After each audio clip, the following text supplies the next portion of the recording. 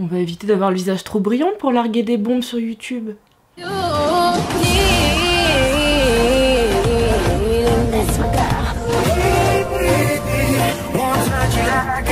Salut mes poulets, j'espère que vous allez bien. On se retrouve aujourd'hui. Alors si vous me suivez sur Insta, toi c'est rigolo, c'est le bon moment là pour me rejoindre sur Instagram là. Vous voyez le pseudo là? Vous ouvrez Instagram, vous allez suivre la meuf, elle est trop stylée en plus. Mais donc si vous me suivez sur Insta, vous le saviez, j'allais faire ce débrief aujourd'hui parce que oui, d'habitude, vous le savez sur la chaîne, c'est à 19 h le dimanche les rendez-vous vidéo. J'espère que ça vous gêne pas trop le reflet ici parce que j'avais la flemme de descendre mon miroir, ok. Mais entre temps, on a eu une actu dont je voulais absolument parler. Avant toutefois de commencer la vidéo, j'espère que vous avez vu le dernier complément d'enquête, celui qui traitait du domaine de l'influence, surtout télé-réalité, des dessous, des arnaques, de Magali Berda et de toute sa clique. Donc en fait c'est vraiment une suite de ce dont je vous avais parlé, je vous mets ça dans le i juste là, dans ma vidéo sur cette guéguerre entre guillemets entre Magali Berda et Booba, qui a été lancée parce que Booba a mis sur le devant de la scène justement et a bien mis la lumière sur toutes les arnaques, toutes les fourberies qui circulent dans le milieu de Shona Evans, Wesley Evans, enfin en tout cas l'influence de la télé-réalité. Donc si jamais vous l'avez pas vu, bon, vous comprendrez cette vidéo à partir du moment où vous comprenez un peu les acteurs de cette vidéo, hein, mais je vous conseille de ouf de regarder ce complément d'enquête parce qu'il était franchement intéressant. Alors la première chose que j'ai pas trop capté, oui aujourd'hui on est vraiment à la cool, hein, on n'est pas en mode voilà, j'ai pas trop capté, c'est que il était annoncé à l'origine que ça dure je crois 2h15, presque 2h30, ça a duré 1h15 environ.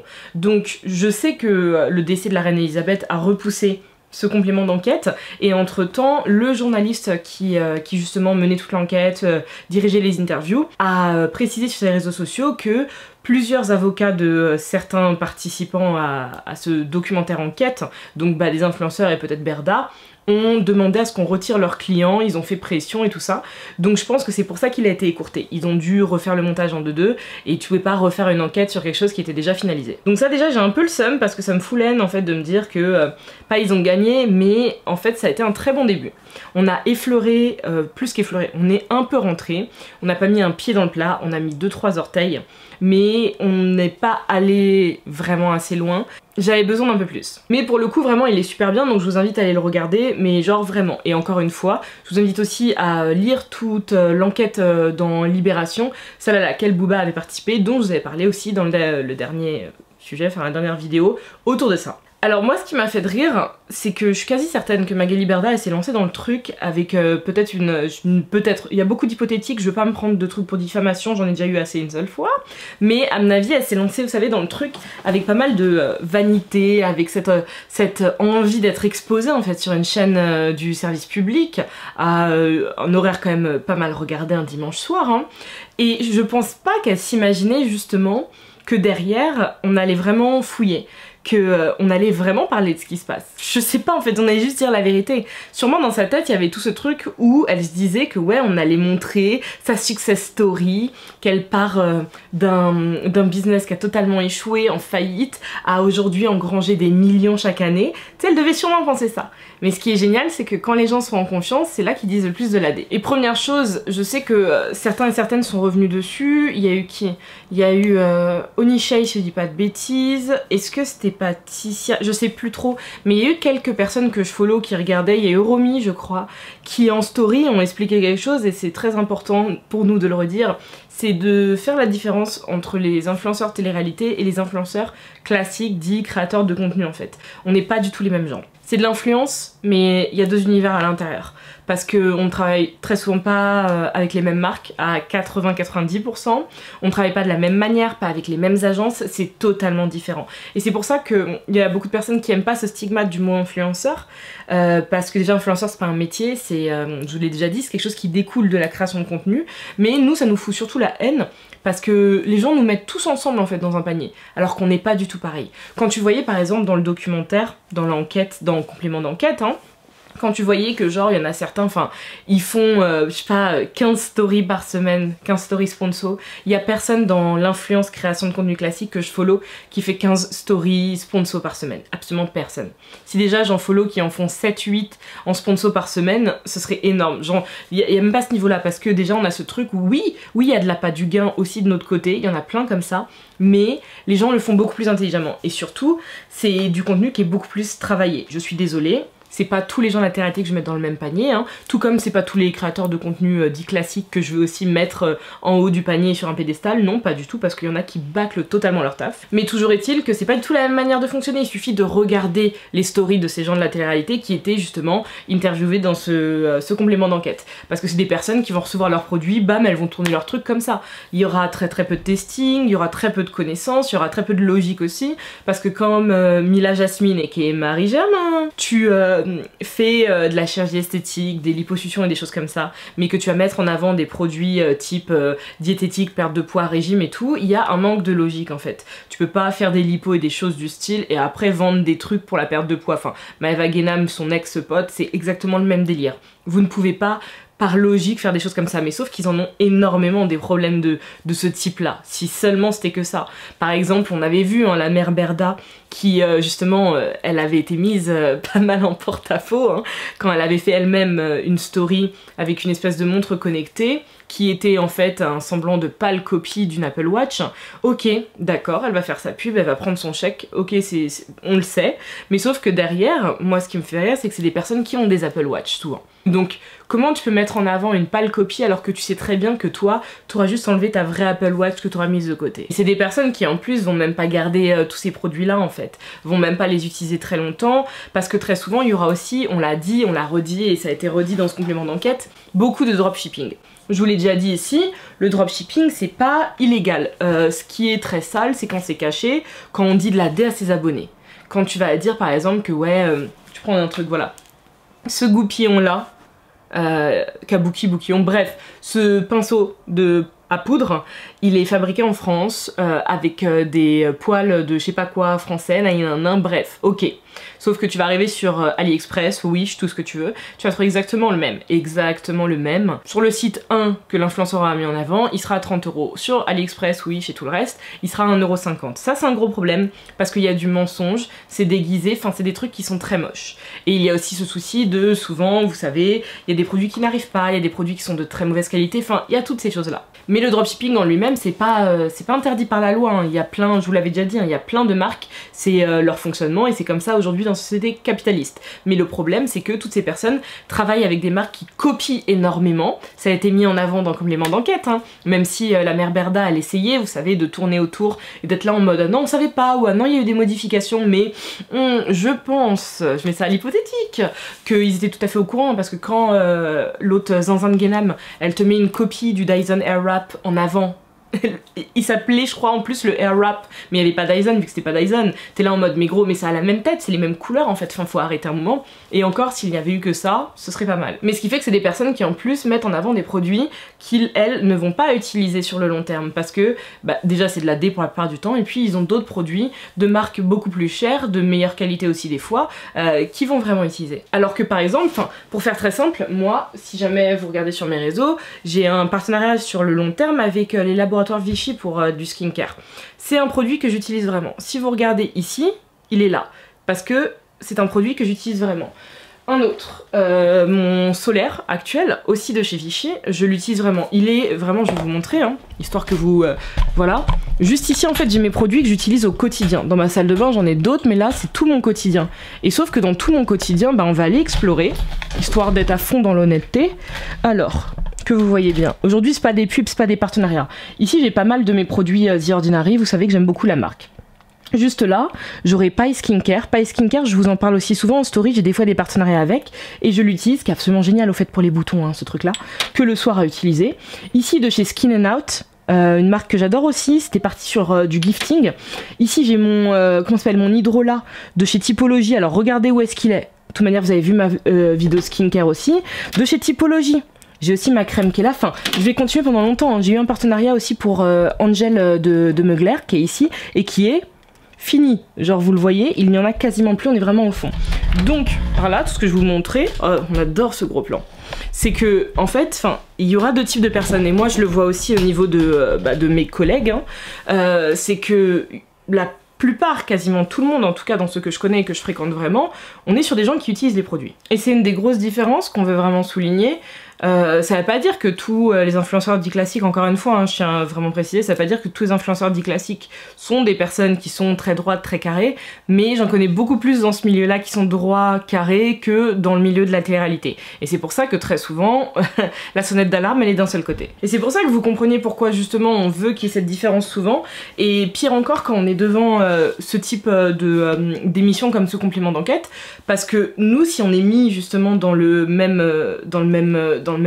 moule, enfin dans le même truc, on est balancé dans le même panier, dans le même sac, bah c'est hyper blessant quand tu sais à quel point tu vas taffer un contenu, quand tu sais tes heures de montage, tes heures de recherche, tes heures de script, tes heures de tout ce que tu veux en fait, et qu'en face, il y a beaucoup moins de ça. Mais c'est pour ça que j'ai été contente déjà qu'il précise qu'il y a tout qui est derrière Shona Events, la manière dont justement, et ça, mais je suis tombée des nues, Banijay, qui est le groupe, en fait, la société de prod qui possède la majeure partie de la télé-réalité en France, qui en fait a racheté Shona Events. Donc, je comprends beaucoup mieux pourquoi les gens qui passent par les émissions de Banijay sont signés directement chez Shona en fait, dès la sortie, dès leur sortie.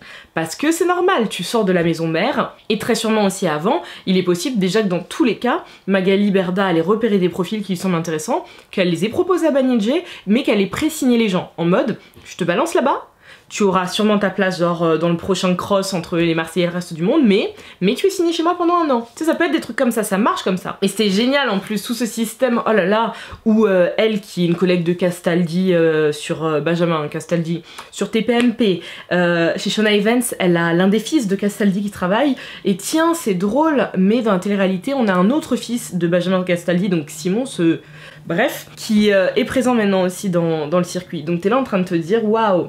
En plus, tu sais, on a tous ces gens qui se connectent, qui sont tous collés les uns aux autres, enfin des trucs de ouf, tu vois. Mais c'était super cool parce que ça a pu mettre la lumière sur pas mal de choses et les prendre au dépourvu justement parce que je sais pas si c'est des personnes qui ont un semblant de formation tôt ou tard, j'ai vraiment pas l'impression, non pas que moi j'en ai eu sur les réseaux sociaux, je suis auto-formée comme la plupart des gens, mais j'ai le sentiment que genre on est une certaine couche à vraiment s'auto-former. Genre à clairement s'auto-former, alors que les gens à la télé-réalité s'auto-forment à faire de l'argent en fait. J'ai l'impression que c'est grave sale d'elle. Parce que quand tu vois que par exemple une meuf comme Mila Jasmine et qui est Marie Germain, quand elle a été interviewée dans le complément d'enquête, et que comme une andouille, elle se trahit parce que le journaliste parle d'une marque, la Moula Shop, déjà rien qu'un nom comme la Moula Shop, je suis désolée, mais si vous achetez auprès de boutiques qui ont ces noms-là, peut-être que quelque part vous cherchez à vous faire escroquer. Mais donc, quand ils parlent de contrefaçon et de choses comme ça, et que la Moula Shop, ils ont taffé avec Shona Events, qu'elle est là en mode « Ah mais moi, jamais de la contrefaçon à mes abonnés, hein. J'ai jamais taffé avec eux dans tous les cas », et en fait, il a l'audio de sa story, où elle dit « Non, la Moula Shop, mon code, c'est je sais pas quoi », et où elle est là direct en mode, parce que tu patauges, tu vois. Tu es cerné. Elle est là en mode ah mais non mais là c'était que pour des vêtements, hein, pas de la contrefaçon hein. Et enfin c'était ridicule parce qu'ils se trahissent eux-mêmes. Et donc t'es là face au truc en train de te dire waouh, mais ils se rendent même pas compte en fait. Ils se rendent même pas compte. Et la majeure partie du temps, leur taf c'est limite en fait de prendre leurs abonnés pour des couillons. Il y a eu un audio récemment de Manon Marceau, Manon Tanti maintenant, qui est sorti, c'est Booba qui avait balancé ça, où en gros elle disait que ils sont dans les émissions de merde, donc leur télé-réalité, hein, pour faire de la thune, qui vendent de la merde à leurs abonnés, enfin vraiment c'était les termes, et genre c'était trop drôle parce que t'es là en mode waouh, donc c'est pas des produits que vous testez, que vous adorez, que vous utilisez tous les jours, même si tu le savais, c'est gros sarcasme sa mère. Et c'est pour ça, parce que ça me fait rire, genre Mila et qui est Marie Saint-Germain, je crois que c'est l'an dernier qu'elle chouinait autour de la Fashion Week parisienne, vu qu'elle est invitée nulle part, mais qu'elle dépense beaucoup de son argent dans des marques de luxe. Mais ces gens-là ne comprennent pas qu'ils n'ont pas de crédibilité pour ces marques. Je taffe pas encore avec du luxe dans le prêt-à-porter. Attends, je suis en train de réfléchir. Enfin, j'ai taffé avec Cocher. Mais qui d'autre? Non, je crois qu'il y a eu que Cocher. Enfin, c'est déjà très bien. Après, moi, c'est surtout dans la beauté avec du luxe. Mais, toujours est-il qu'en fait, on est des personnes qui avons une vitrine qui est beaucoup plus clean, je suis désolée. La télé-réalité, ça entache un CV, faut le savoir. C'est pour ça que les gens qui veulent percer dans je sais pas quel domaine en passant par la télé-réalité, ça entache votre CV quel qu'il soit. Mais les gens de la télé-réalité en plus, le souci c'est que c'est ça, c'est que imagine gros, t'as des stories où t'as quelqu'un qui va balancer des articles de dropshipping éclatés au sol. À côté t'auras des contrefaçons, et derrière tu penses que quoi? Que Prada ils vont t'envoyer leur dernier sac? Enfin, genre une question de logique en fait, faut connecter les deux bouts. Et sauf que ce n'est pas possible. C'est absolument impossible. Quand tu regardes des profils dans mes abonnements par exemple, je sais pas si vous connaissez ces personnes-là, comme Emmanuel Kofi, Alexandra Guérin, tout ce type de personnes-là, on est sur des personnes qui présentent un contenu, un profil qui est très travaillé, qui est très étudié, et justement les marques de prêt-à-porter de luxe et haute couture et tout le reste adorent ça, parce qu'on est sur quelque chose du standing réel, tu vois, et en plus avec un style à la parisienne et tout ça, quel que soit le style à la parisienne, parce qu'il n'y a pas un style à la parisienne, il y en a plusieurs, je tiens à le préciser. Et c'est pour ça que ça me fait hurler de rire, parce que t'es là en mode, mais gros, c'est pas parce que dans ton sous-sol, Mila, en fait, tu as un dressing où il y a des vrais Birkin, où il y a je ne sais pas combien de lunettes Prada, Versace et je ne sais pas quoi, c'est pas parce que tu as ça que derrière ils vont vouloir travailler avec toi. Pas du tout. Parce que déjà on sait très bien leurs abonnés, il y en a qui sont achetés, on le sait très bien, on voit les taux d'engagement, on voit plein de trucs. Ils sortent d'une émission, frère, ils ont 300 000 abonnés alors qu'ils étaient même pas vraiment connus dans l'émission, enfin bref. Mais bref, ça on connaît tous ces trucs là. Derrière ça, leur contenu fait que gros non, on n'a pas envie. Des photos retouchées à un point, avec des filtres, enfin... C'est ça qui me termine, c'est qu'ils ont vraiment l'impression d'être le haut du panier et ils sont hyper imbus d'eux-mêmes en plus hein, dans ce milieu, c'est ça que j'ai remarqué. Ils sont ultra imbus d'eux-mêmes alors que t'es là en mode gros, vous proposez vraiment un bail au rabais. Et elle-même, hein, Magali Berda, quand tu l'écoutais, t'as vraiment l'impression que c'est la papesse. Il est sûr, elle est considérée comme ayant l'agence numéro 1, mais numéro 1 de quoi vraiment, tu vois? C'est numéro 1 frère, enfin moi c'est pas un numéro 1 que je veux. Je préfère des agences comme Point d'Orgue, Follow et tout ce type d'agences parisiennes dites classiques en fait. Parce que les gens qui travaillent avec toi, enfin faut regarder le biz, t'es directrice de ton agence et t'es toi-même influenceuse. Enfin, normalement, t'es censée être derrière, dans l'ombre, et faire tout ce qu'il y a à faire. T'es pas censée être la personne qui veut traîner au maximum avec tes influenceurs, être visible, et en plus toi-même avoir des partenariats, déjà rien que là-dessus on marche sur la tête. Et puis c'était vraiment drôle, c'est pour ça que je vous dis, il faut que vous le voyez si vous l'avez pas vu, parce que c'était le serpent qui se mordait la queue en continu. C'était les moments où tu sais, on te dit ah non, nous on n'a jamais mis en avant de la chirurgie esthétique, et en fait elle joue sur les mots et sur la barrière très fine entre chirurgie esthétique et médecine esthétique. Médecine esthétique, c'est les injections et ces choses-là, donc tout ce qui en général va être résorbable, je crois que c'est ça qu'on dit, enfin bref, qui n'est pas définitif. Et donc elle jouait sur ce truc très fin, alors que tu sais, le journaliste, il avait déjà toutes les stories où elle est là en face cam, avec la meuf qui lui fait les injections à l'instant, tu vois. Donc t'es là en mode gros, mais... Enfin pitié, s'il te plaît, assieds-toi et concentre-toi. C'était constamment le serpent qui se mord la queue. Et encore, ils ont de la chance. Ça se trouve, elle a été retirée, je sais pas. Ils ont de la chance qu'une personne comme Maeva Guénam n'ait pas été présente. Avec Maeva Guénam dans un bail comme ça, Shauna Evans a coulé dans la soirée. Dans la soirée. Même si je sais très bien que là, bon, ça a été écourté ce complément d'enquête. Je sais très bien que c'est pas ça qui va causer la chute de Shauna Evans, malheureusement. Mais... au moins c'est cool que des personnes qui connaissent pas obligatoirement ce milieu ou qui n'en entendaient parler que de loin, parce que très souvent Magali Berda elle est présentée comme une boss lady, comme une self-made woman et toutes ces conneries là, tu vois. Et t'es là en mode mais gros, mais est-ce que vous vous rendez compte de toutes les escroqueries en pagaille? Toutes les escroqueries en pagaille. Là, on a le parquet de je sais pas où qui a commencé à vraiment se pencher sur tous les bails d'escroquerie en bande organisée et toutes les mises en avant de zinzinterie, tu vois. Et c'est normal.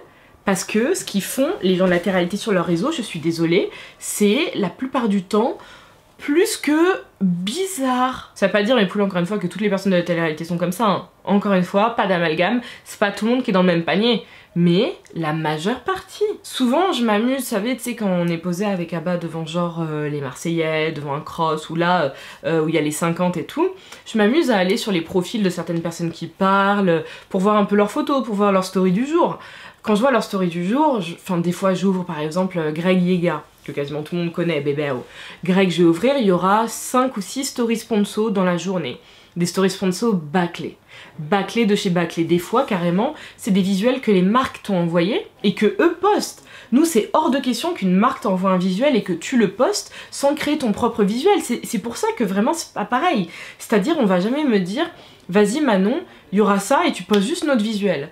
Les seules fois où ça a pu arriver, c'est par exemple, vous savez, si pour une de mes vidéos, j'ai un placement de produit pour un VPN. Et où souvent les marques, ils aiment bien envoyer un pack shot qu'on appelle, où il y a une vidéo, tu sais, c'est un enregistrement d'écran, où ils montrent précisément comment on s'inscrit, la réduction que vous aurez et comment on l'utilise. Vraiment juste ce truc là pour que nous on n'ait pas à se casser la tête à faire le screen record. Mais eux, c'est tellement courant que ça me choque en fait. On voyait entre autres le passage sur Nikki Paris, l'une des pires marques de cosmétiques de tous les temps, qui va juste vous faire perdre vos cheveux, où ça leur envoie des photos de gens, les avant-après, d'autres personnes à poster dans leur story. Mais jamais on ferait ça. Jamais, moi, même les marques me demandent justement. Là, entre autres Skin and Out dont je vous parlais, ils vont sortir un nouveau produit, je vous en parlerai bientôt sur Instagram en story, et ils m'ont dit que ce qui serait cool, c'est que je fasse mes avant-après, que je prenne bien mes photos pour montrer tout le truc et tout, parce que le produit, ils l'ont vraiment étudié, et ils savent que c'est carré. C'est ça qu'on nous demande. Eux, on va leur balancer les trucs et parmi tout ce truc là, parce qu'il y en a certains qui doivent se dire mais c'est bizarre, pourquoi ils disent pas non, pourquoi ci, pourquoi ça? Parce que oui, ça se trouve, il y en a qui veulent du qualitatif dans tout leur groupe et tout ça, c'est sûr et certain. Ce qu'il y a en fait, c'est que, et ça c'est dommage qu'on n'en ait pas parlé dans le complément d'enquête, c'est des personnes, je vous en parlais, pour la majeure partie qui ont signé un contrat avec une base fixe par mois. Pour je crois à 95% facilement. Je m'avance en sortant ce chiffre, il est hypothétique, mais quasiment tous ont signé des contrats avec l'agence, les agences, avec un fixe. Et en fait, ils ont un nombre de partenariats qu'on leur balance, allez-y. Alors que nous, ça n'a rien à voir, nous, il n'y a pas de fixe. On sait pas ce qu'on va gagner à la fin du mois. Par exemple, sur le mois de juillet, j'ai enchaîné 3 voyages différents, en bougeant partout. Donc derrière, j'ai pas créé énormément de contenu vu que j'étais pas chez moi. Donc, obligatoirement, ma paye sera moindre. Je me reposais beaucoup plus sur YouTube que sur Instagram, par exemple en juillet, où j'ai dû toucher, je sais pas, quelque chose comme 4000 €. Alors qu'il y aura un mois où je vais être posée par exemple un mois de novembre, je vais bien être chez moi, bouger nulle part, j'aurai le temps de taffer, de faire plein de choses, ça se trouve je serai à 8000 à la fin du mois en fait. Ce sera du kit au double, du simple au double on dit je crois, un truc comme ça. Mais donc nous il y a tout ce côté où tu ne sais pas. C'est très aléatoire parce que ça dépendra de tel partenariat, nos prix sont fixés. On a des tableaux nous-mêmes, vous savez, en fait, de nos tarots qui ont été fixés par nous-mêmes, par nos agents, nos agences ou je sais pas quoi, qu'on transmet aux marques, aux agences et tout quand on a des campagnes. C'est pas parce que tu leur dis, par exemple, ça va être 1200 la story, qu'ils vont te payer 1200 la story. La plupart du temps, ils essaient d'aller en dessous. Voilà, ça m'est arrivé que 2 fois dans ma vie qu'on aille au-dessus de mes tarots et j'étais là en mode gros. Qu'est-ce qui se passe dans l'espace? Mais ce qui fait qu'on n'a pas du tout le même mode de fonctionnement, parce que nous c'est très aléatoire. Tu pourras avoir un mois où tu auras 10 partenariats, et le mois d'après tu en auras un, celui d'après tu en auras 35, même si c'est rare 35. Mais c'est hyper aléatoire, tu pourras avoir une campagne où tu vas être payé 15 000 €, comme tu peux avoir une campagne où tu vas être payé 2500 €. Ça dépendra de tellement de choses, alors que eux en fait ils ont leur fixe par mois. C'est pas les mêmes fonctionnements en fait, c'est pas du tout la même chose et ils ont pas le choix. Nous je vous l'avais dit la dernière fois dans l'autre vidéo, c'est que nous tu peux te retirer. Et ça arrive très souvent. Très souvent, tous les jours, il y a des mails de propositions où je dis non merci parce que ça ne colle pas avec moi ou que j'ai pas le temps. Il y a aussi de ça. Eux, à partir du moment où tu as signé pour ton fixe, tu as signé pour ton fixe. Et ça, c'est un truc, j'aurais trop aimé qu'ils en parlent parce que c'est une composante hyper importante de leur dynamique et de leur manière de fonctionner justement sur leurs réseaux sociaux. Parce qu'ils n'ont pas le choix. mais dans tous les cas, je suis trop contente parce que c'est un début. J'espère juste qu'on aura peut-être un cache investigation ou d'autres documentaires et enquêtes poussées qui vont aller dans ce sens-là parce qu'il y a tellement de choses à déblayer. Franchement, j'ai fait que rire jaune pendant tout le truc. Parce que avec Abba par exemple, j'ai pris mes messages, vu qu'on n'était pas ensemble à ce moment-là, on regardait à distance et on commentait tout le truc, mais je vous jure que je faisais que hurler de rire. Par exemple, je parlais des tarifs de Mila ici, je parlais de, apparemment, alors à un moment on dit que Magali Berda qui a un style bienveillant, parce qu'il faut savoir que la première partie de l'émission, elle était dans un sens de présentation. La deuxième était beaucoup plus incisive, mais c'était trop drôle d'entendre Magali Berda qui a un style bienveillant. Là c'était le moment où je revenais justement en lui disant mais putain, donc la société de prod de la télé-réalité française et Shona Evans qui travaillent ensemble, enfin c'était des trucs où t'es là en mode mais... Je tombais des nues tout le long et franchement, ça a été tellement de trucs comme ça. Passe ton temps à te dire mais c'est pas possible. Je suis pas en train d'entendre ce que j'entends là. Je suis pas en train d'assister à ce à quoi j'assiste. Ils sont pas en train de me dire toutes ces conneries là. Parce qu'ils se vendaient eux-mêmes en plus. C'est ça qui me termine le plus. Et je vous ai dit, c'est le serpent qui se mord la queue. Et c'était réel. Mais donc voilà mes poulets, c'était mon petit débrief avec mon avis et mon retour sur cette question là. De toute manière c'est un sujet, vous le savez très bien, qui reviendra. Qui est pas du tout fini sur la chaîne parce que vous savez que c'est un combat ici, c'est un combat. Je me bats contre tout ce qui est dropshipping caché, tout ce qui est influenceur, influx voleur comme dirait Booba, tout ce qui est escroc en fait. Je suis pas la seule, hein. Je vais penser à ma copine Alix Grousset que beaucoup connaissent ici pour entre autres le clic d'Alix, ou pour tous ces TikTok qui sont trop cool avec sa maman, et ses TikTok toute seule aussi quand même. Mais Alix par exemple, elle est très à cheval et je crois qu'elle va lancer un petit format sur TikTok ou ailleurs, je sais plus, je crois sur TikTok, pour justement mettre en avant les formalités légales et juridiques qui encadrent quand même notre métier, parce qu'il y en a quand même un peu que les gens ignorent. Et sauf que bah, je peux me vanter là-dessus, je vous en avais parlé, il y avait eu une enquête de, c'était Numérama si je dis pas de bêtises, ou les numériques je sais plus, qui m'avait entre autres suivi, j'étais pas du tout la seule, hein. On était plusieurs influenceurs, plusieurs dizaines d'influenceurs sur le mois de décembre-janvier, et oui 100% de mes partenariats sont affichés très clairement et je suis très transparente dessus. Mais il n'y a pas que ça, il y a le choix des marques avec lesquelles je travaille, parce que Magali Berda aura beau dire que oui on est des humains, il y a une marge d'erreur, non. Non, la marge d'erreur, c'est toi qui la crée en fait. Parce que si une marque te contacte, c'est très simple. Déjà, en général, la formulation de leur mail, tu sais que ça va être de l'AD. S'il n'y a pas ton prénom au début, s'il y a énormément de fautes, si la formulation, elle est vraiment bateau, et qu'on va te parler d'argent direct, qu'il y aura des emojis, sacs d'argent et billets dans l'objet du mail et tout ça, déjà tu sais que c'est de l'AD. Et je suis sûre qu'elle en accepte des comme ça. Hypothétiquement, je vous dis ça. Mais il y aura aussi, très simple, tu ouvres les sites internet, tu vas regarder dans les conditions générales de vente, dans les à propos, tu regardes tout ça, ça fait partie de notre métier. On est des communicants en fait, on est des plateformes publicitaires, on a un mélange de 50 métiers différents.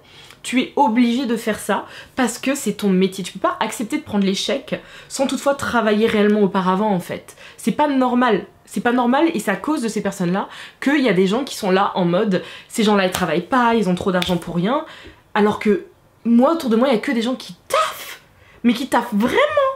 Et quand je vois que eux là ne taffent pas et se font engraisser de ouf et fuient à Dubaï pour en plus ne pas payer de taxes ni impôts ni rien, si je me dis c'est bien sûr en fait, c'est normal que les gens pensent ça de nous, c'est tout à fait normal. Et c'est ça le souci, c'est que t'es censé en fait ne pas laisser de marge d'erreur. T'es censé savoir avec qui tu taffes, quel genre de produits ils ont. Moi c'est des choses que je demande et que je vérifie dans tous les cas. Où est-ce que c'est produit? C'est produit pour quel type de taille? C'est produit avec quel type de produit? C'est produit en respectant quelle éthique? Enfin, toutes ces choses-là.